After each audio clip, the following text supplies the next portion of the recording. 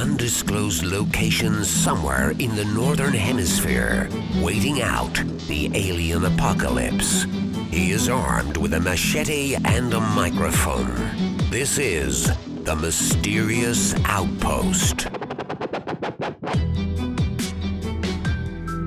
Welcome to Mysterious Outpost Radio. This is your host, Mike. Please go to my YouTube channel, Mysterious Outpost TV, and subscribe. Or go to my new YouTube backup channel, Mysterious Outpost Radio. It will be in the link in the description. Check it out. And tonight on the show, we're going to have Chris O'Brien. And he has a website called OurStrangePlanet.com. Check it out.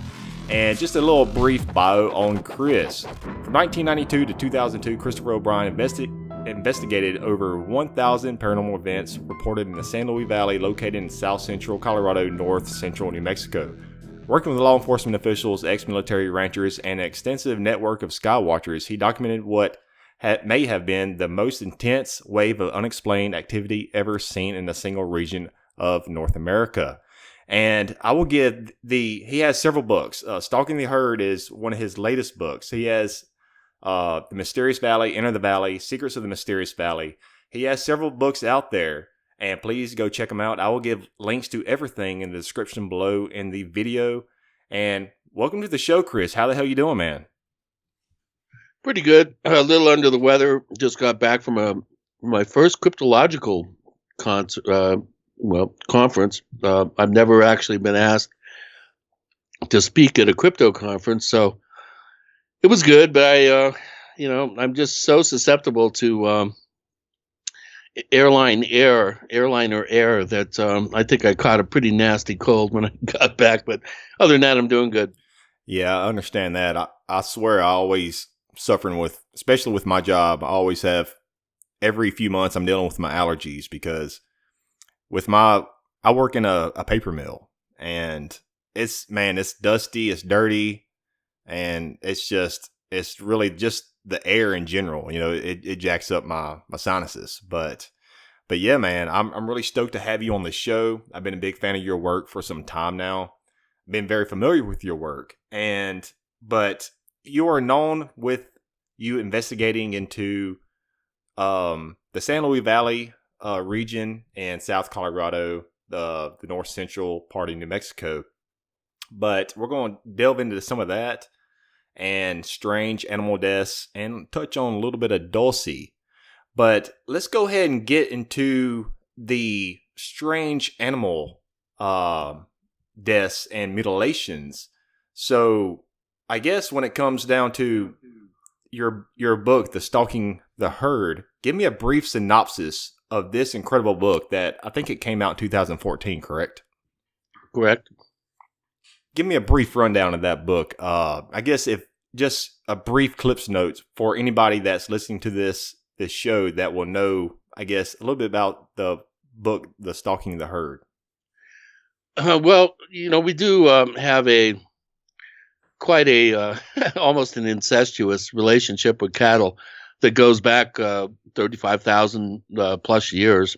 And what I wanted to do was, give basically a Cliff Notes sort of course, if you will, course of study, looking at humankind's relationship with cattle and how that relationship has devolved over the years and gone from a sacred relationship where bulls and cows and calves were revered by ancient peoples and worshipped even, to the present where we unceremoniously, but in a ritualistic manner, slaughter a head of cattle every minute in this country to provide industrialized beef protein. And then along the way, starting about 50 years ago now, actually we had our 50-year anniversary here just a month or so ago of the first widely publicized case of this kind, called the case of Snippy the horse. So for the last 50 years, we've had this new wrinkle in our relationship with cattle, and that's the cattle mutilation mystery. And the book is about that particular mystery. But also, I'm looking at the underpinnings of where, how long it took us to get to this point, and what this particular mystery could be an indication of today in the modern era. Cattle are the most detrimental life form on the planet, besides humans. They're the largest source of freshwater pollution, the largest creators of deserts, the single largest cause of deforestation in the arboreal rainforest on this planet. We're cutting down rainforest to make room for more cattle. Mm-hmm. Cattle are just they're a scourge. Native Americans, when they first encountered herds of cattle, referred to them as hooved locusts. That they're like a swarm of locusts over the environment. And now with the advent of big agro and large industrialized protein factories, these incredibly nasty cattle farms and industrialized cattle processing facilities, we're dealing with a potential bombshell of health hazard, and the environmental and health issues are extremely important and not being addressed, I think, by the mainstream media and the lobby that protects all this activity. The cattle lobby, of course, is one of the largest and most well-funded and powerful political lobbies in this country that you never hear about unless you're Oprah Winfrey and you go on your show and talk about mad cow disease and then blurt out you're never going to eat another hamburger again, and are instantly slapped with a $2 billion lawsuit by the cattle industry. So my book is a overall sort of overreaching, just all-encompassing look at our relationship with cattle, but then it drills down on the actual cattle mutilation mystery. Tens of thousands of cattle have been discovered by ranchers and farmers missing various soft tissue organs, whether it's the genitalia has been excised, often with an expert kind of, surgical like precision. Rear ends have been cored out, reproductive tracts have been extracted, tongues are gone, missing deep from within the esophagus. The mandible bone is exposed, the flesh around the jawbone is exposed, often an eye or an ear, a patch of flesh is gone, and the rancher or farmer knows that this is highly unusual because he sees dead cows all the time, but he doesn't see this type of what appears to be experimental excision of organs. And so this is a real mystery. And there's a lot of people out there that are interested in, things that go bump in the night, UFOs, ghosts, all these types of wonderful paranormal phenomena, but none of them leave behind thousands of pounds of physical evidence. And that's why I'm so interested in this particular mystery, because we do have forensic evidence that's left behind.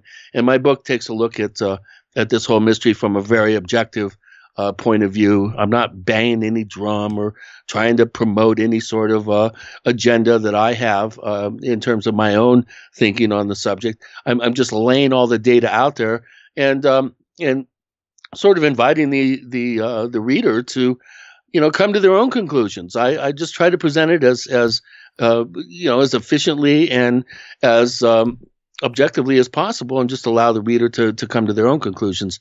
Now, I am going to come to some conclusions in my next book, which will be analyzing Stalking the Herd. Stalking the Herd is filled with all the data. My next book, Stalking the Stalkers, I don't know, Mute Speak. We have a couple of working titles. When do you plan on this book coming out?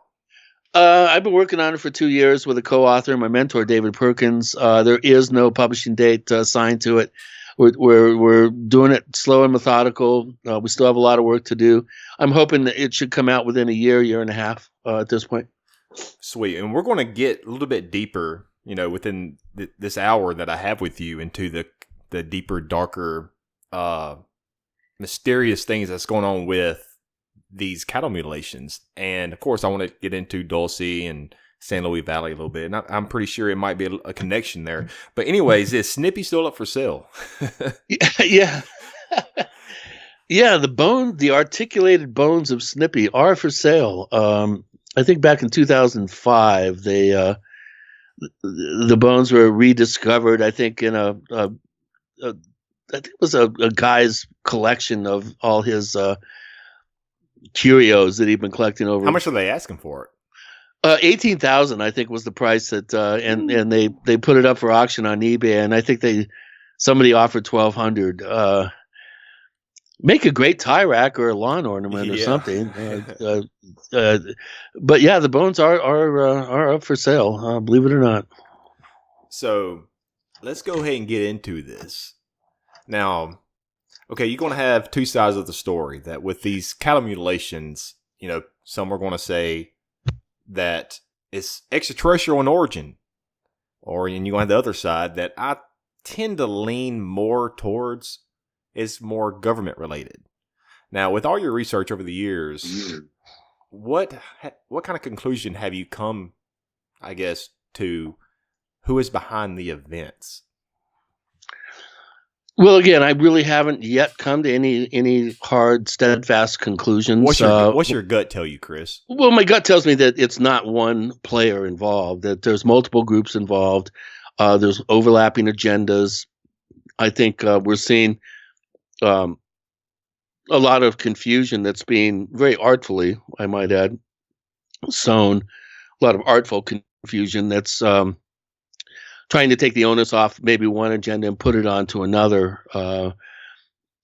There's just no one-size-fits-all answer to this. For every explanation that you can come up with to explain these cattle deaths, there's more than enough data to totally negate that explanation. So if you say it's aliens looking to gather genetic material to hybridize a dying race, or to provide some sort of weird food source to absorb through the skin, all these crazy, in my mind, crazy theories that have come up.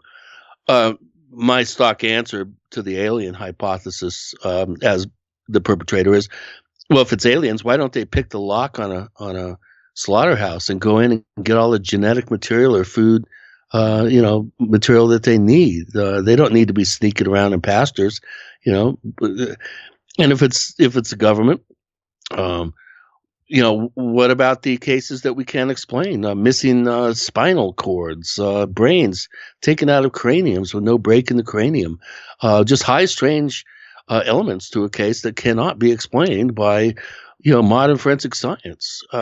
So we do have at the core what appears to be a high strange, supernatural, if you will, paranormal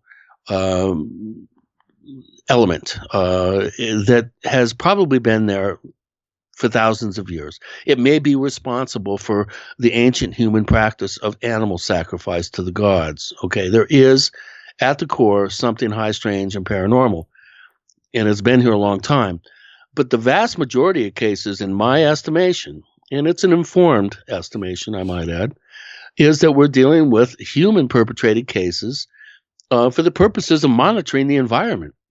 It's not so much the animal that's the target. It's the animal's location in the environment that seems to be the operative sort of target, if you will. And we're seeing organs that are taken that are the fastest regenerating organs in the body. So the most recent vestiges of the environment will be found in the soft tissue organs, the tongue, the reproductive tract, the mammary glands, the genitalia of the eye. These organs harbor the most recent vestiges of environmental impact upon the animals. So that being the case, it almost appears to me that we're dealing with an environmental monitoring program. It's, again, not so much the animal, but where it is in the environment. I think the majority of cases fall within that particular group of parameters. Again, it's almost like you see a high strange case occurs. This is a generalization, but I think it's fairly accurate. Yeah. We'll have a high strange case. It'll freak whoever is monitoring this. And there are, I'm sure, governmental bodies that are monitoring outbreaks of these types. So you have an outrageously strange case that occurs. The least likely case, type of case to be reported by ranchers, by the way. And then all of a sudden you have a blistering of cases around that case. It's almost like somebody says, oh, they're looking in this direction. Well, let's look and see what they're looking for. And so you have a bunch of cases that are perpetrated that are very proficient, very, very professional in their, the way the modus operandi of actually conducting these clandestine activities. They're very proficient. And so you see a blistering of cases around that. And then you see if the media gets involved, which invariably, if there's a number of cases, they do. As soon as the media gets involved, then every dead cow in every pasture in in that particular region, amateur people who don't know what they're looking at cattle or seeing dead cows out there, and they're seeing what appears to be cauterized incisions. You hear this laser incisions. You hear that all the time. These Animals big words drained, in these, drained of blood. Well, these are descriptions by people that don't know what they're looking at. Uh-huh. Okay, I'm not a veterinary pathologist, but I've been around enough of them, and I've been around enough. A hematologist trained me. A couple of veterinary pathologists have given me pointers on what to look for. I've been around tons of vets, tons of law enforcement people.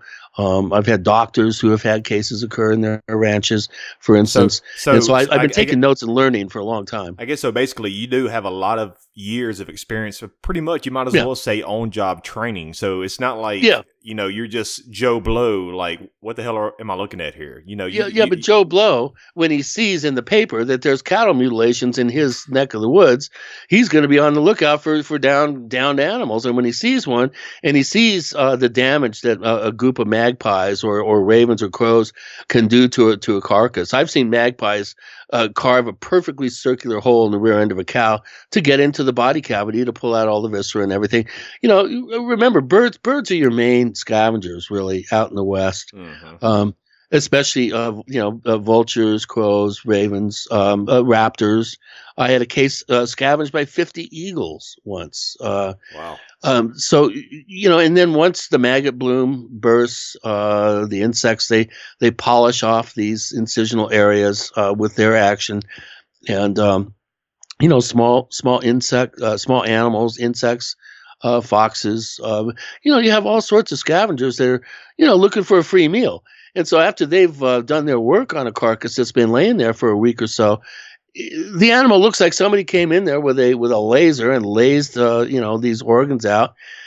To the average person, they don't know what they're looking at. So then you have a whole, almost like you're pouring gasoline on a fire. First you have a real case, then you have some cases that appear around that case that are real but human perpetrated, and then you have all these misidentified scavenger action reports that run investigators like me and law enforcement around in circles, and it's a wonderful self-negating mystery. People say, well, Chris, why don't they just take the animal and instead of leave it there, leave it behind? And I tell them, well, if they took the animal, it would be grand theft larceny. You'd have official police reports. You'd have official investigations. If they leave it there, there's always plausible deniability. It's really brilliant in its the way this whole thing has been set up. Oftentimes, ranching communities tend to be the most politically active, and militia groups and sort of right wingers tend to be rural. They tend to be well armed, and they tend to be scary to the government. So if you leave this behind, you're sending out a message that, hey, there's certain things that you are not in control of.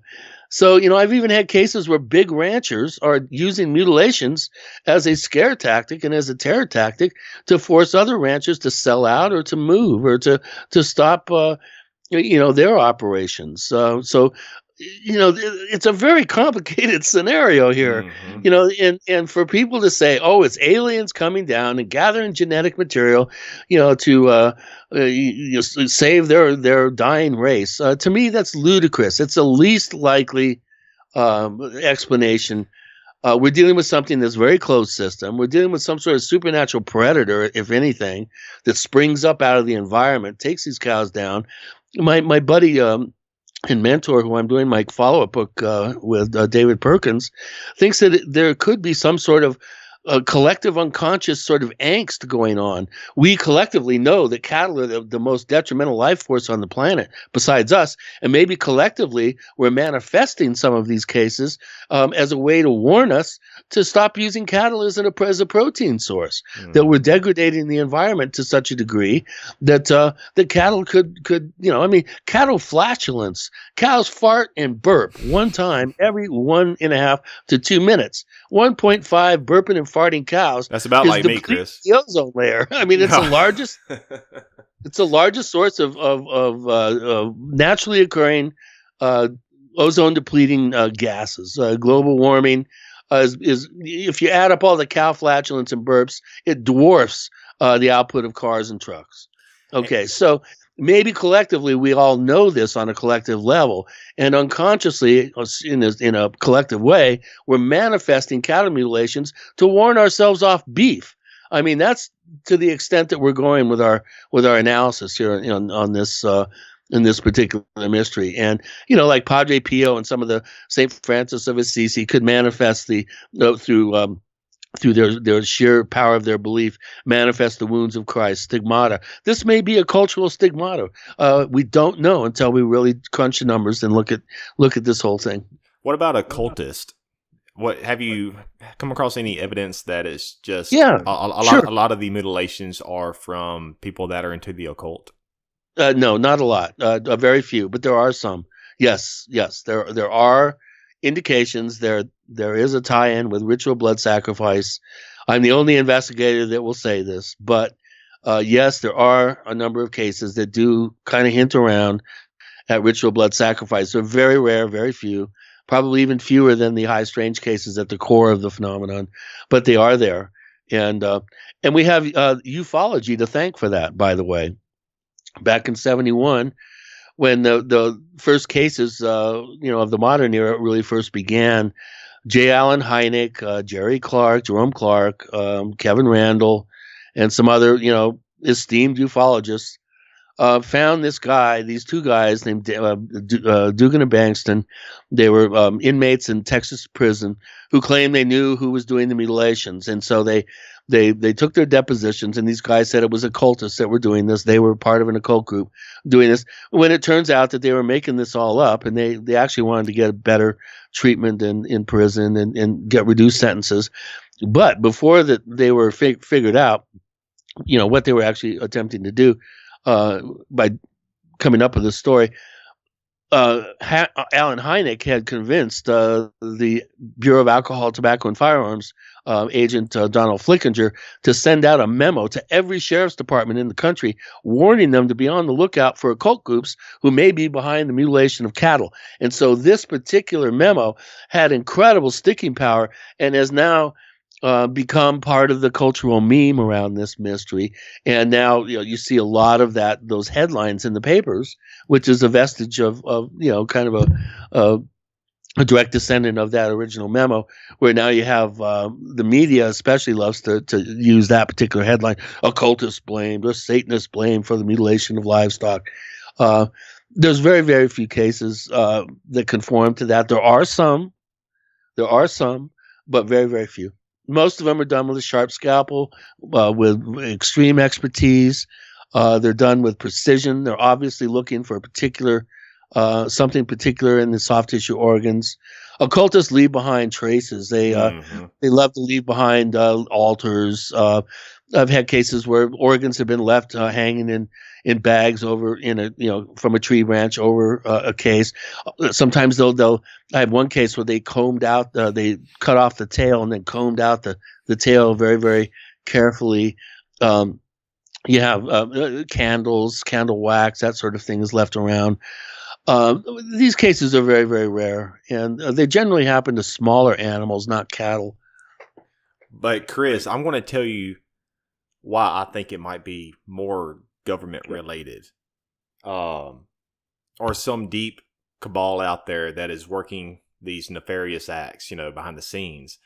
All right, the first one being, of course, the media. They like to first, use the extraterrestrial alien card. And at first, when they say things like that, because I've seen videos on YouTube where these kind of mutilations, are they a part of these alien experimentations or whatever.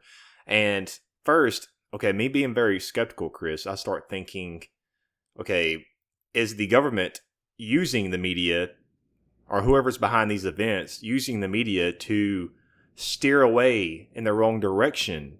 You know, kind of like giving us false information to try to make us not point fingers at maybe the government or who some other group out there, some dark group.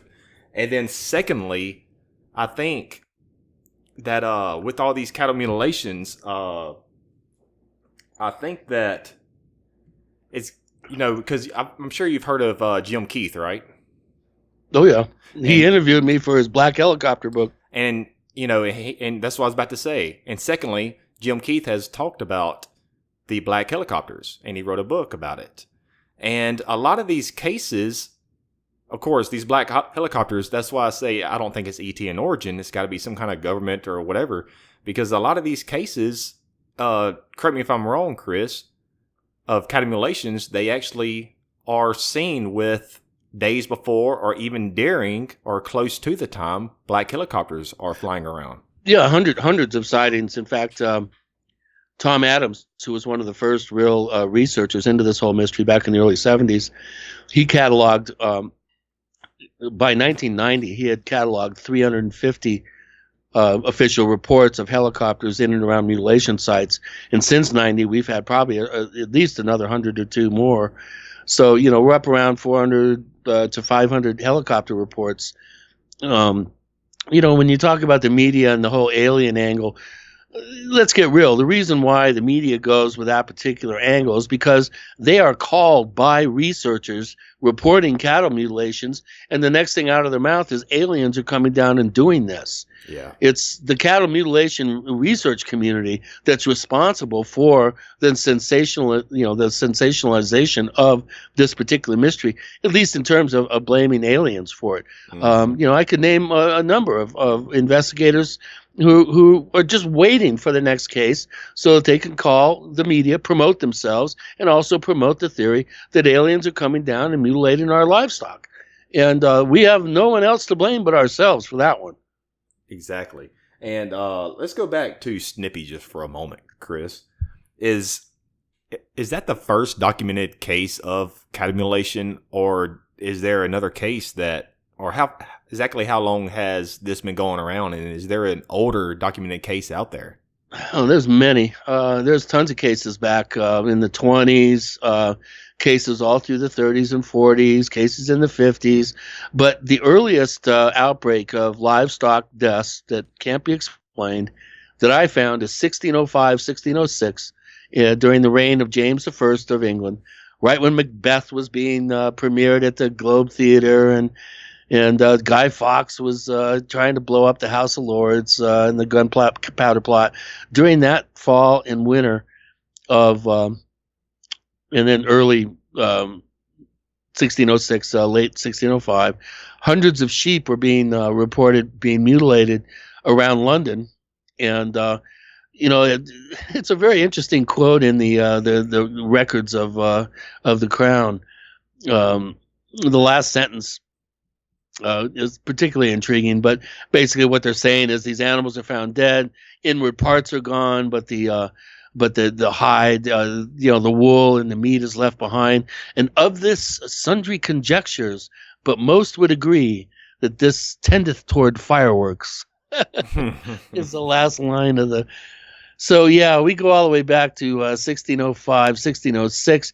There are reports that I've been unable to find the documentation of the Middle Kingdom of Egypt, where peasants were petitioning the pharaoh to find out, to have the priests figure out who's coming down and mutilating livestock in the Nile River Valley. I have yet to find documentation to support that. But for many years, I had the same rumor about, early 1600 cases, which took me years to finally find the source and track it down, but I did. So there's even a possibility that all the way back into the Middle Ages and all the way back as far as the Middle Kingdom of Egypt that we have reports. Now, again, I think it's important to note that the Snippy case is the first widely publicized case. It's the first case that word of it went around the world. My very first exposure to the cattle mutilation mystery, and this may be something that I need to come to grips with. I was 10 years old with my mom in a Safeway in Bellevue, Washington. We were grocery shopping on a Saturday, and it was the fall of '67, and I happened to see the headlines: "Flying saucers killed my horse." And so I'm looking at this gruesome picture of this horse with all the flesh gone from the shoulders to the tip of its nose, all the hide and the meat and the connective tissue and the tendons, and everything's gone. Yeah. And they're pointing at it, scratching their heads. Of course, I had to bug my mom for the 25 cents or however much it was to buy the paper, and I devoured the article, and that's how I first was exposed first to San Luis Valley. And second of all, it's my first exposure to the whole concept of an explained animal mutilation. So I got kind of almost a real time exposure to the mystery back in '67. And I back engineered this event. When I moved to the San Luis Valley, I lived about 50 miles away. Not even. I could actually see the area from my porch where the horse was mutilated. But, the reason why it gets a whole chapter in my book is because it is a pivotal sort of Typhoid Mary kind of event in the annals of this particular mystery. And I do feel that I probably know more about the case than anybody and have done more digging on it than anyone. And I feel it is very, very key. We have a lot of the creations of the original memes of aliens being involved, of flying saucers being involved, of government possibly being involved. All these memes pretty much can be, it's the Kenneth Arnold, shall we say, of cattle mutilations. What Kenneth Arnold was to the modern age of ufology, this Snippy case is to the modern age of mutology. And it's a pivotal case. I was able to befriend the husband of the owner of the horse. Nellie Lewis killed herself in '76, but her widower, Burl Lewis, lived on till he was 100, actually. He died about 10 years ago. And I have the only full-length video interview that I conducted with him, and some of the stories that he told about other things that were going on in the area. There were hundreds and hundreds of UFO sightings, strange military activity, government agents lurking around trying to figure out what was going on. It was part of the infamous Condon Report. It was case number 32. So it's a very complicated event. It's not as cut and dried as people with a peripheral knowledge might think it is. It's much more involved than you would guess. And so I do urge people, if they're interested in this particular mystery, that is the Typhoid Mary Kenneth Arnold of all the cases. And that's kind of what I want to get into is going forward a little bit with this high strangeness, because you talk about the San Luis Valley area, and that's not too far from Dulce, New Mexico, and between that and Area 51, for an example too, isn't too far away, but what I'm trying to say is within this general perimeter of one another, it seems like a lot of crazy things are going on. And of course, these cattle mutilations are pretty much in the center of it as well. But do these cattle mutilations have any ties to the San Luis Valley? And do they have ties to Dulce, New Mexico? Well, they do, in that cases have been reported there. I've often wondered why the San Luis Valley, why does it seem to be kind of an epicenter of sorts? And one thing that I discovered about the valley, it's surrounded by mountains, and it sits at the highest point in North America. It's the world's largest alpine valley. It's 7,500 feet above sea level. And because it's surrounded by mountains, it kind of has its own airspace. It's radar invisible below 18,000 feet. It has no measurable pollution. And that's important, because if we're dealing with an environmental monitoring program, you're going to need control data. You're going to need data that's as pristine as possible. And if there is an environmental monitoring program going on, they're going to need to bounce findings from elsewhere against the control group of data. And I think possibly the San Luis Valley may have been targeted or fingered as a place where you have the most pristine environmental factors at play. There's no measurable air pollution, water pollution, all these sorts of things. There is one source of pollution that does come in at the center of the valley from a Superfund site, but pretty much by and large, it's one of the most pristine areas ecologically and environmentally in the continental United States. So it would be a perfect control group for any sort of scientific environmental monitoring program. You need a control group of animals, and so that's one possibility that we've been considering. Again, Dulce. My personal feeling on Dulce, it's a big red herring. I think the government has been promoting this whole alien thing ever since the Paul Benowitz case unfolded back in the early 1980s. Anybody interested in Dulce should read Greg Bishop's book, Project Beta. It's all about the Air Force Office of Intelligence literally driving a scientist crazy. And in the meantime, inadvertently or by design, starting the myth of the Dulce base, having done quite a bit of quiet sleuthing around there, making inroads with ranching families, with Department of Public Safety, the head of Department DPS there, Hoyt Velarde, and others. I'm pretty convinced that what we're dealing with there is a red herring. I've uncovered evidence that there may be some sort of tunnel that's been built between Los Alamos, which is directly south of there, the Los Alamos National Lab that goes up to Dulce. And based on what I've been able to determine, it seems like they've buried a lot of very noxious chemicals and nuclear waste underneath the Jicarilla Apache Reservation because they didn't know what to do with it. So let's pay the Indians off and we'll bury it on their land, since it's not part of the United States. So I think, Dulce has turned into this big, kind of urban myth as far as I'm concerned. Sure, there's a lot of strange activity there. Sure, the Manuel Gomez Ranch had over 100 mutilations. There's been hundreds. That's why I think there's a connection with maybe possibly cattle mutilations, because that's kind of in that same area as well. And he's right outside of town. Yeah, but Gabe Valdez, the New Mexico State Patrolman, who I worked with very closely for a number of years, and who was one of my mentors, he was very convinced that the government was involved, that the government was perpetrating these mutilation cases around Dulce, and he scoffed at any talk of alien bases or anything like that. He thought it was all a bunch of hooey. He didn't buy into any of that urban myth stuff at all. And I don't either. All the stuff about Nightmare Hall and Phil Schneider's, Myrna Hansen, Thomas Costello, these people, I think they were all just disinformation agents, to be honest with you. I don't see any evidence to back up any of the assertions that there's some sort of alien base underneath Dulce. What you're more likely to see are small 2-foot-high dwarves that seem to populate the area there, that run around. It's the most common thing, strange thing seen by the Jicarilla Apache.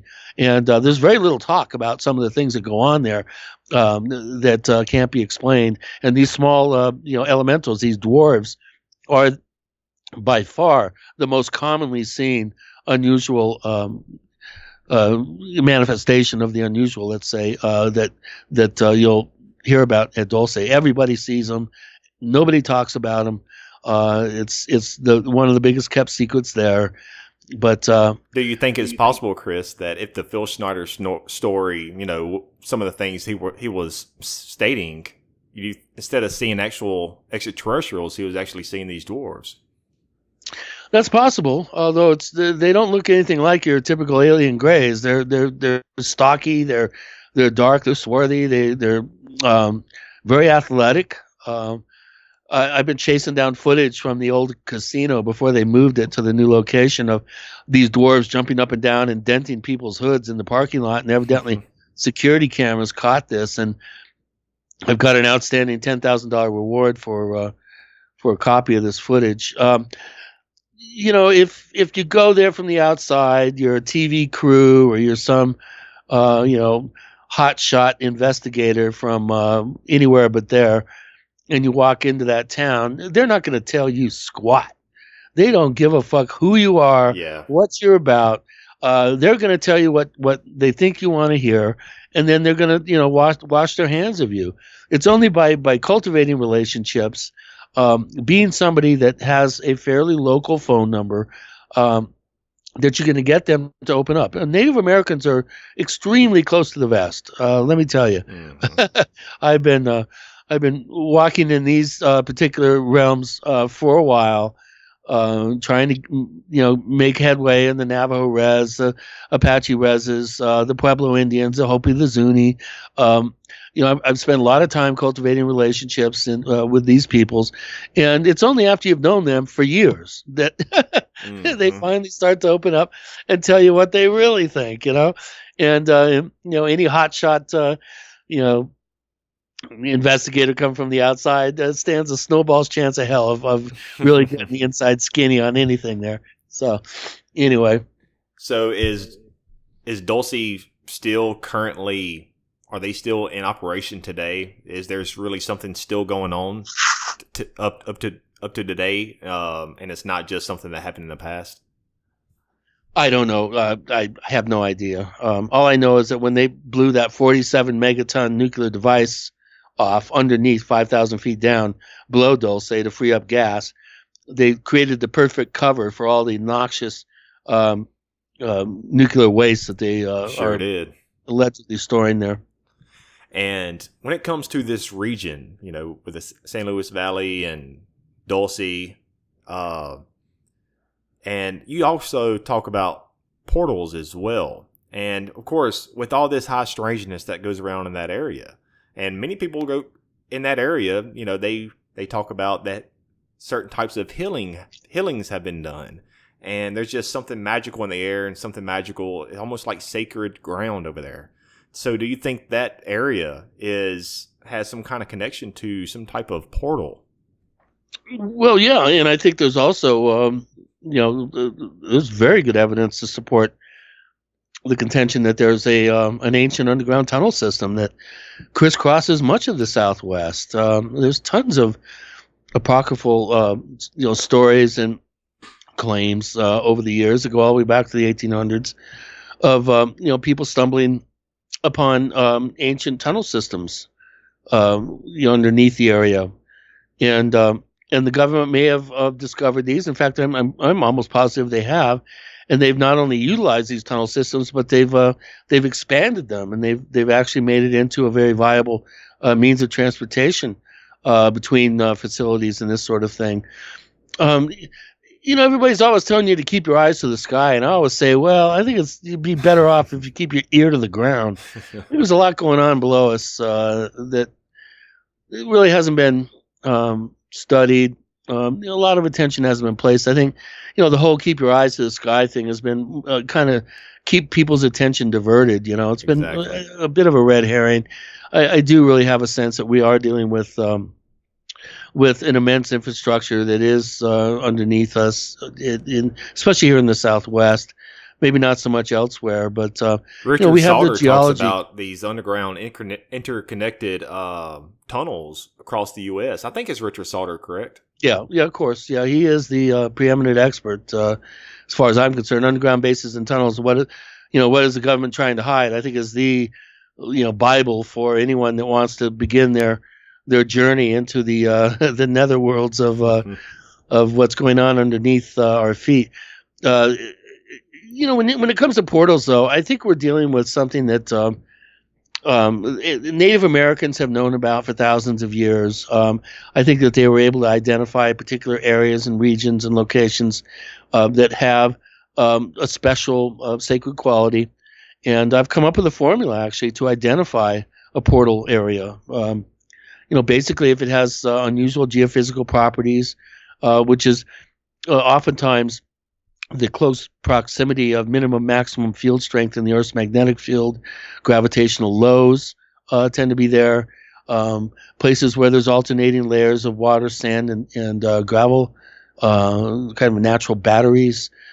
Places that have a tradition of sacredness are often accompanied by geophysical anomalies. Places where you have overlapping waves of in a variety and intensity of unusual phenomena that you won't find outside the area. Places that the government has a real active interest and is trying to expand their presence. If you have those 5 things in an area, chances are it's a portal area. And if you sit there long enough, you're going to uncover all kinds of stuff. It's what happened when I got to the San Luis Valley. It's a classic Petri dish of unusual experience. There's tons of areas.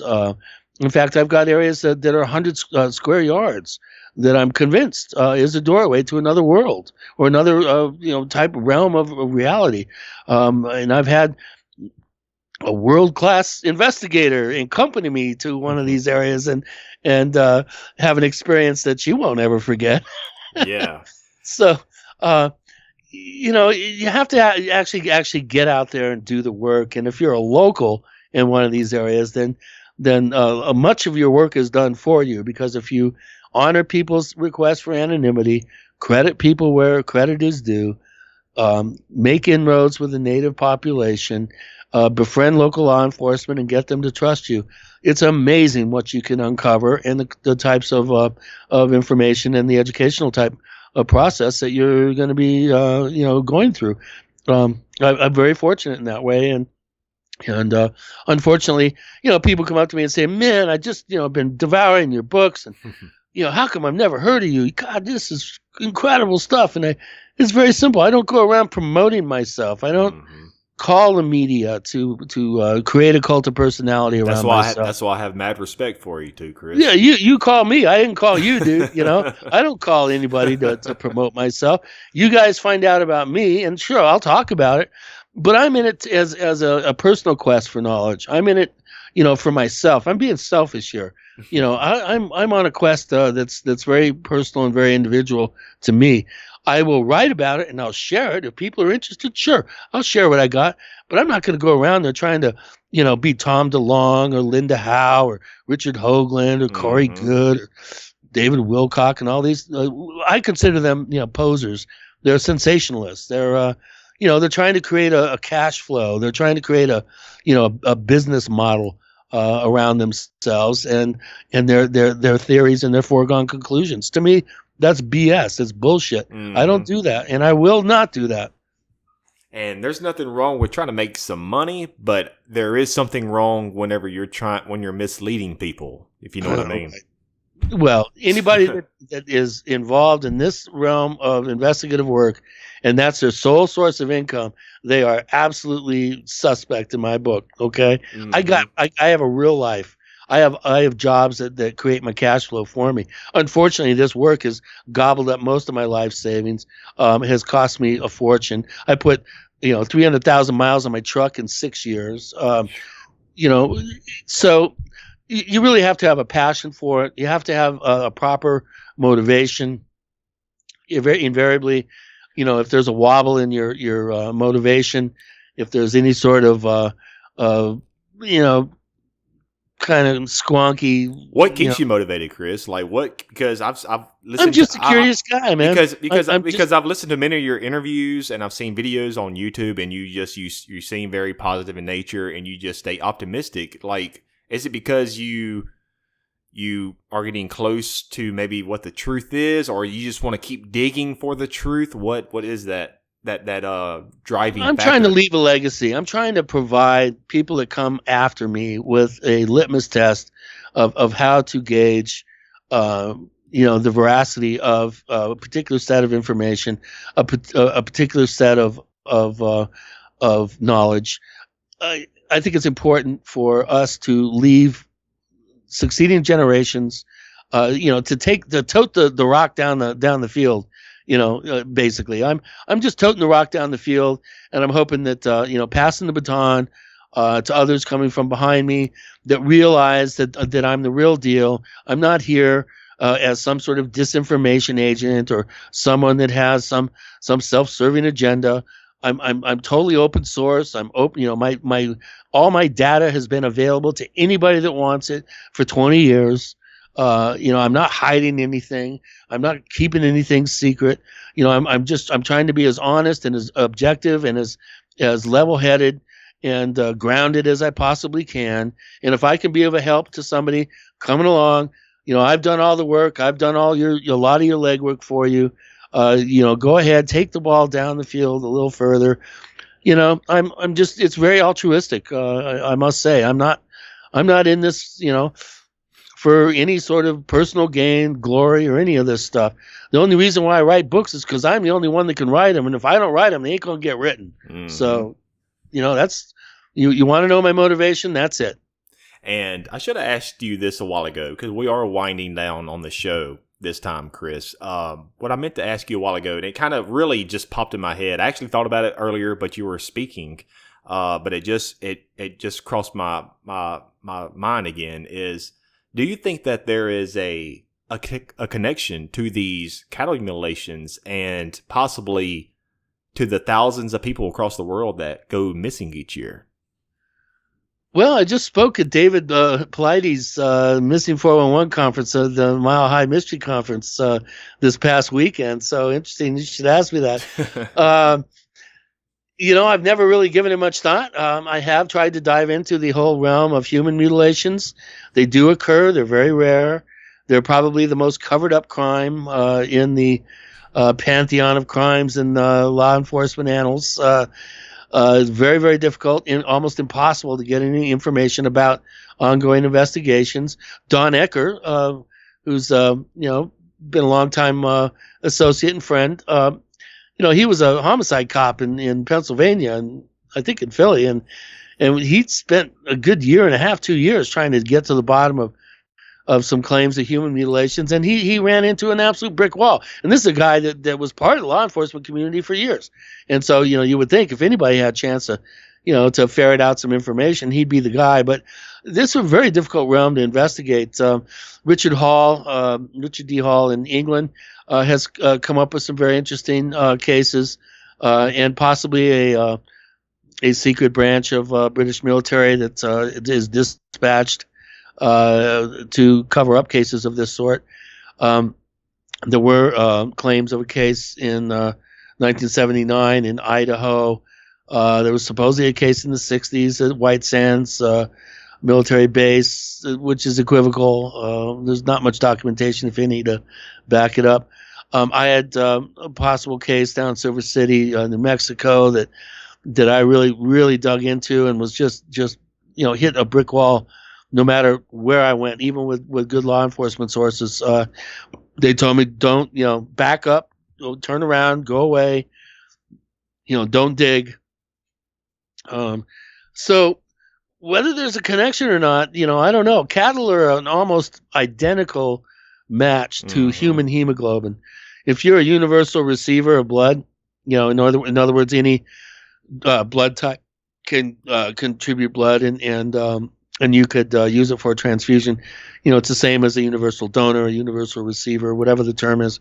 You can survive a transmission of cattle hemoglobin in an emergency in lieu of human blood. So, if you look at it scientifically, our blood is a genetic match to 99.9 to 9 places, 999999999 to cattle hemoglobin. So, are all these missing people the real McCoy, and cattle are just a possibly a second option? I don't know. And it kind of brings up, whenever we start talking about this, like you're saying, the real similarities, especially with the blood between cattle and humans, and kind of brings up abductions. Whether you believe it's ET or government, maybe there is a connection with the human abductions, and possibly, I know these cattle mutilations aren't technically abducted, but they are still being mutilated, such as these abductions by human beings as well.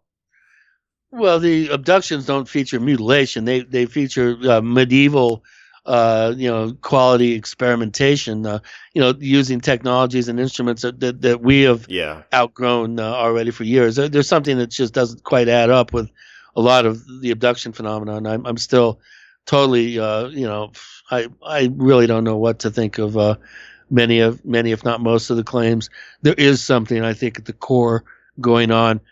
I don't think it's anything like what, the pop culture version of it is. Mm-hmm. I think there's something infinitely more interesting going on that may have to do with human psychology and possibly some sort of psychic component. But I'm not sure. Your question whether all these missing people, thousands and thousands of people missing, maybe that they're being mutilated on some experimental tables somewhere.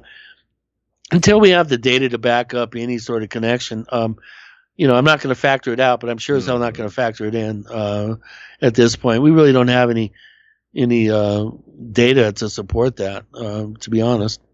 Yes, and I appreciate your time this time, Chris, and I want to have you back on in the future to discuss other things out there, because I know you talk about the paranormal, many other topics or genres in the paranormal. Everything. But where can people support your work and find more of your research? Well, I do have a website, Our Strange Planet. We live on a strange planet. It's ourstrangeplanet.com. OUR, Strange Planet. And, I do have one of the top podcasts, radio shows that cover this whole realm, the Paracast. So go to theparacast.com, theparacast.com. We've been around for almost 12 years. We have 600 plus shows in our archive. It's all free unless you want the extra, special $1.50 a week version, which comes without all the commercials and has an extra 30-minute show on there. So theparacast.com or Our Strange Planet. And of course, if you go to Our Strange Planet, you get any of my books all autographed, and I throw in a bunch of freebies and stuff in there. And if you'd rather just get a cheap book and no signature, go to Amazon. And thank you very much, Chris, and we will definitely talk soon. Thanks, man. Sure, my pleasure. And stay right there. And that is Chris O'Brien. Go to his website, OurStrangePlanet.com. I'll get the links to everything in the description below. Check it out and just let me know your thoughts in the comments. He is very, very informative and knowledgeable on the paranormal and especially cattle mutilations. And just I got many other interviews coming up soon, so stay tuned. And I have some face-to-face interviews that I will be doing very shortly as well. But anyways, until next time, you keep truthing and have a good one.